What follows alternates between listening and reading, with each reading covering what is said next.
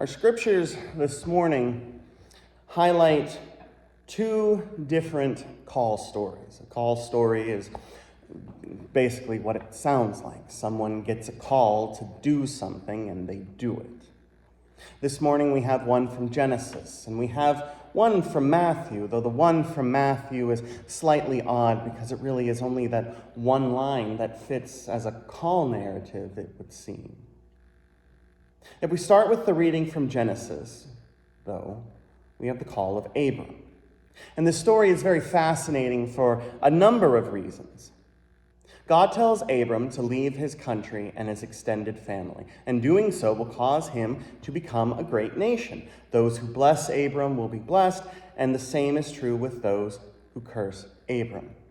God specifically says, I am going to bless you so that you may be a blessing unto all. In order for that blessing to occur, however, Abram has to go, leave his entire life behind, and just follow where God wants him to go.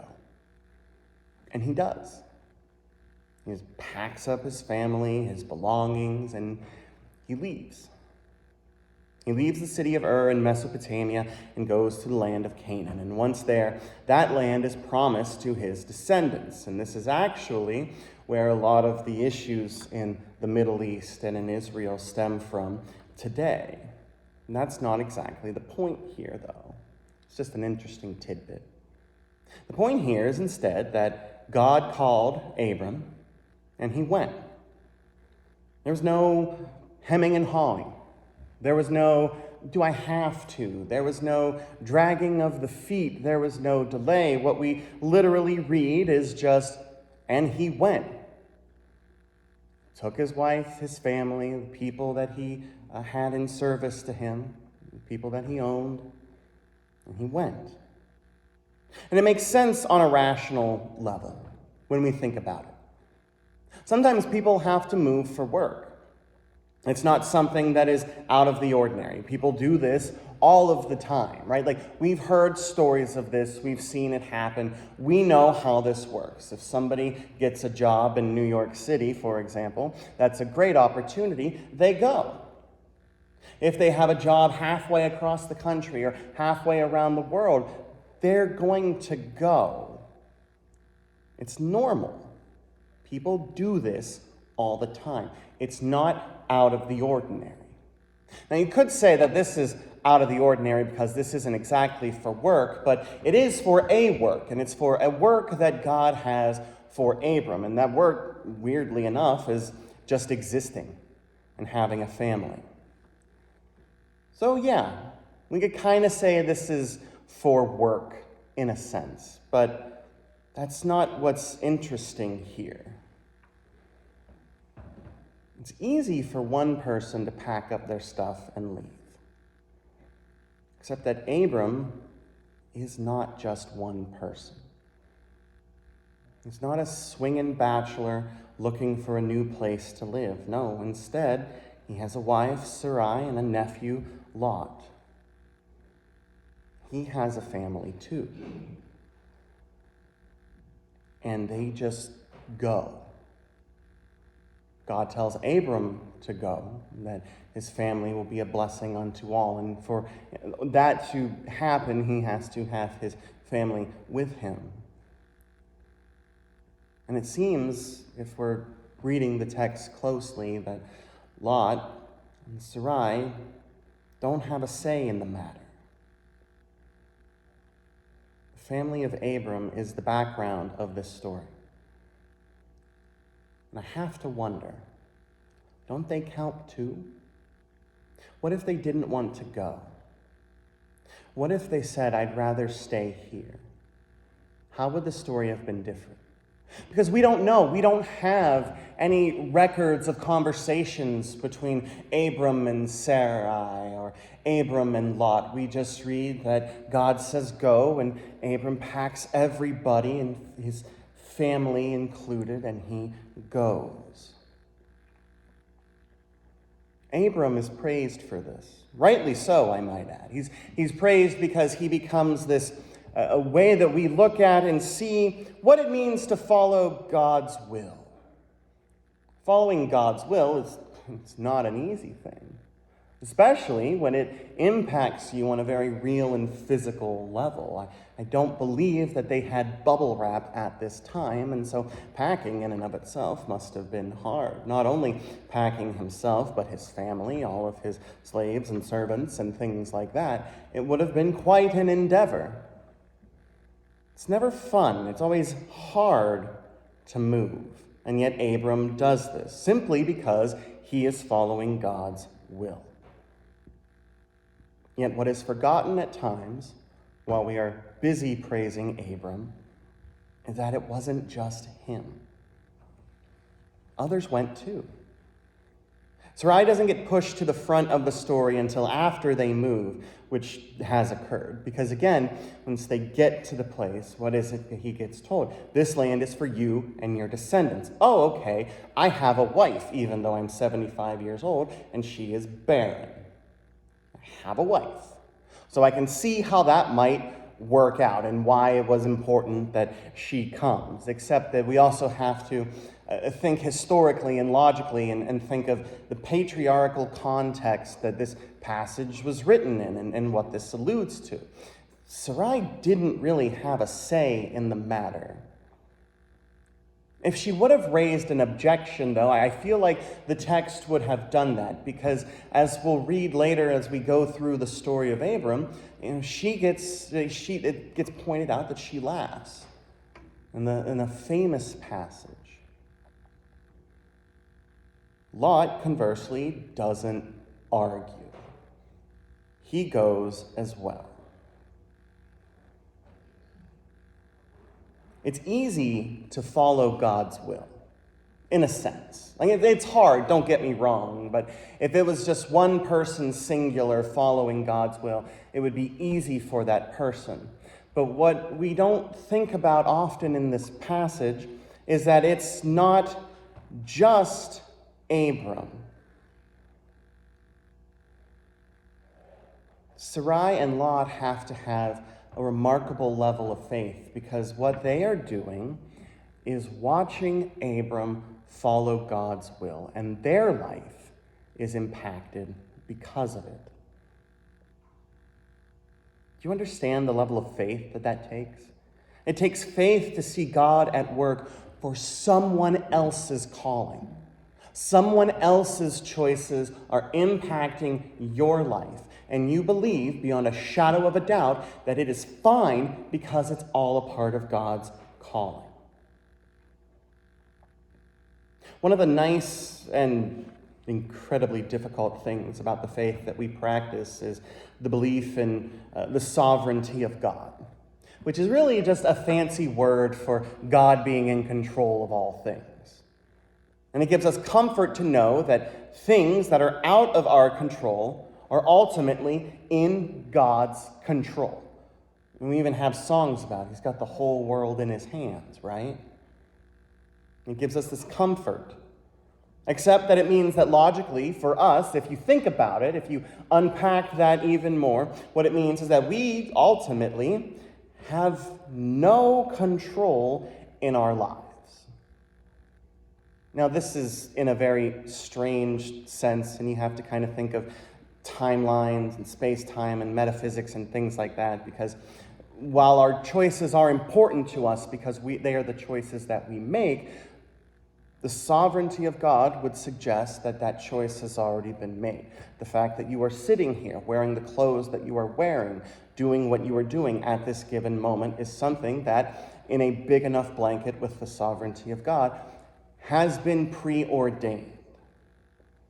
It takes control completely away from us in a grand cosmic scheme of things.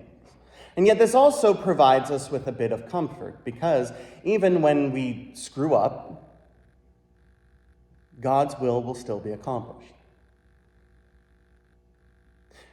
Think about the Titanic, the boat. And not the movie. The movie was fine. It was way too long. But the boat that sank, after the Titanic sank and all of those people died, what happened? They started mandating more lifeboats on cruise ships. That would not have happened without the Titanic. I'm not saying it's a good thing that the Titanic sank at all. I'm not saying anything bad that happens is a good thing in any sense of the imagination. There are things, though, that happen because of those other things that become helpful. Almost as if you're making the best of a bad situation.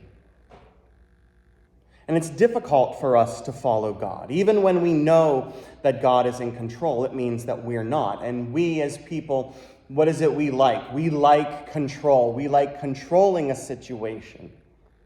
Yet following God's will means we knowingly get into something where we are not in control.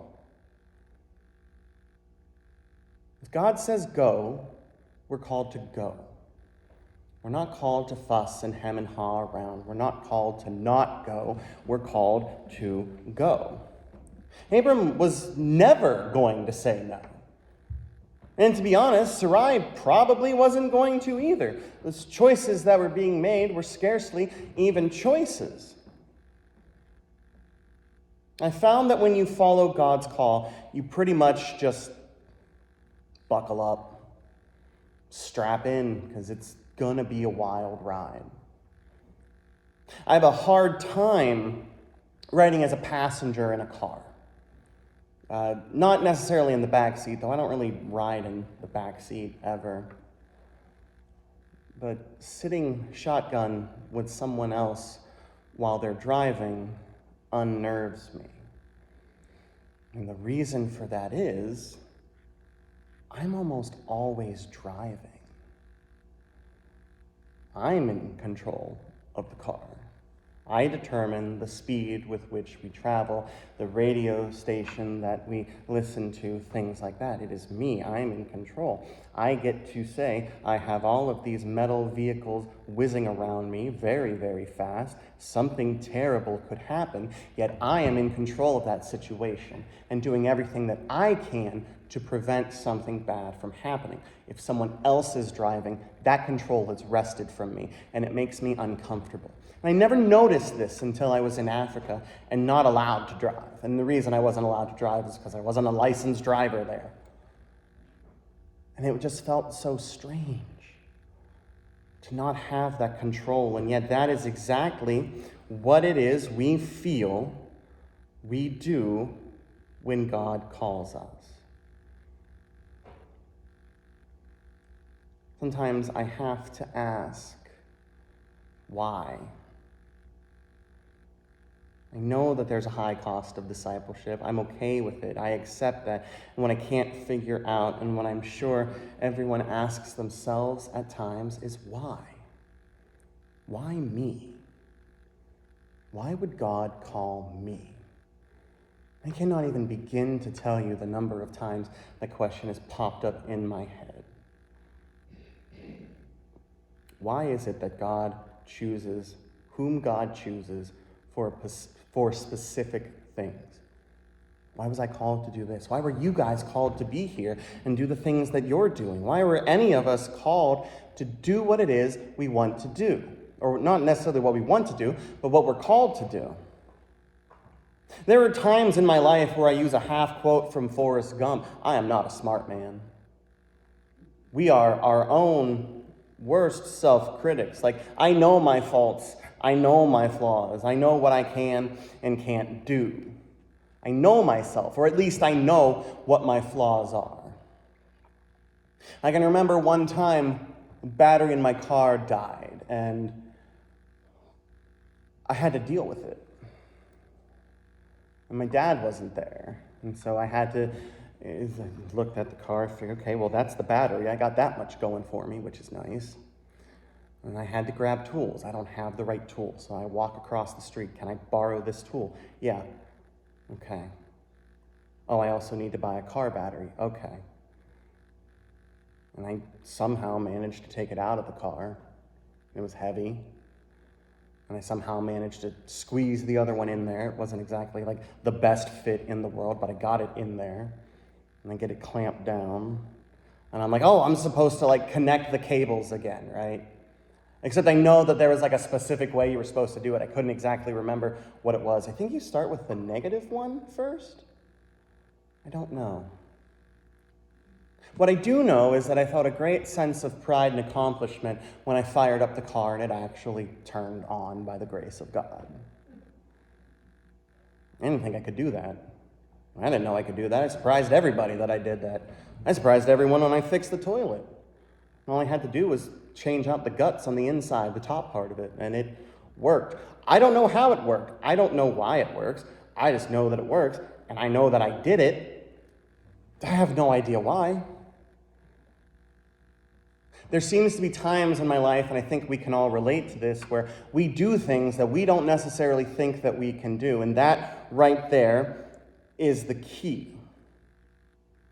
We don't believe we are strong enough. We don't believe that we are worthy or good enough to receive a call that God has given us in our lives.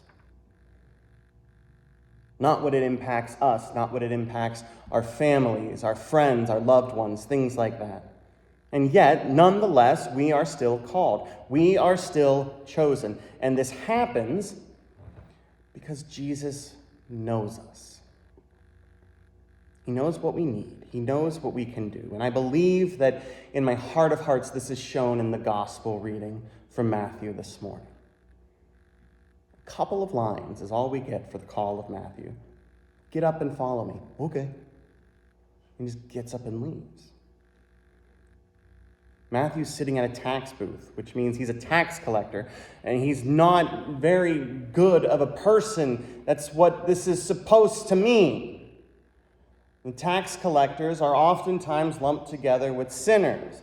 They would skim off the top. They would extort for more money. They were not the best people in the world. They worked for Rome. They were traitors to the people. And yet Jesus, walking down the street, sees one and says, "Follow me." Okay. And he just gets up and leaves. It's always fascinating when you see call stories of the disciples, because it's almost always while they're at work. And they're just like, okay.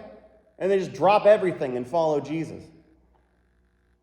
No hemming and hawing. There's no fighting. There's no arguing. Get up and follow me. And he does. It's a simple call of Matthew. Jesus sees him, tells him to follow, and he does. No question. Like Abram, there is no question. He's told to do something, and he just does it. He doesn't question it. In Matthew, we don't know if Matthew was married or not. He was a single guy, so this was easy for him, except for the fact that he's a tax collector, and everyone looks at him and says, "Why? That guy? You're going to eat lunch with him. You're going to sit with him and others like him. You're going to sit with those people." It makes no sense. The Pharisees questioned the wisdom of Jesus eating with these tax collectors, eating with these sinners, and it's because Jesus knows them and knows what they need. People who are sick are the ones who go to the doctor, not the ones who are well. The Pharisees are supposed to be the inner circle. They're supposed to know all this stuff about God. They are the quote-unquote righteous people. Why do they need to be closer to God then? They should know better by now. I desire mercy. Isn't that what Jesus said? I desire mercy, not sacrifice. I desire to be with the people.